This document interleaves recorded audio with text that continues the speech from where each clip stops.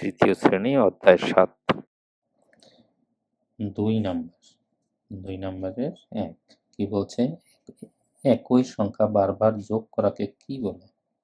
গুণ বলে। 2 নম্বরে কি বলছে?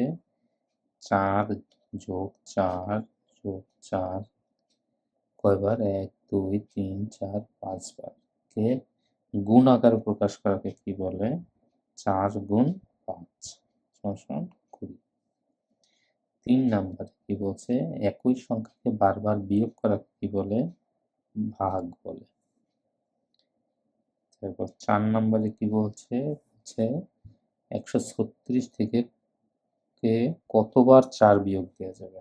তাহলে 136 ভাগ 4 যদি দেওয়া হয় তাহলে 136 কে যদি 4 দিয়ে ভাগ করি তাহলে আসবে 3 4 12।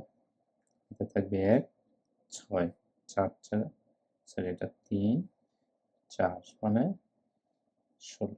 তাহলে 34 বার 4 করে বিয়োগ দেওয়া যাবে। 5 নম্বরে কি বলছে? আমাদের 7কে 25 বার যোগ করাকে 7কে 25 বার যোগ করাকে অনুরূপভাবে 7 গুণ 25 লেখা যায়। 6 নম্বরে কি বলছে? 3 বার 18 যোগ করাকে বিকল্প রূপে কি বলা যায়? 3 গুণ 18 বলা যায়। 3 গুণ 18 বলা যায়। Thank you.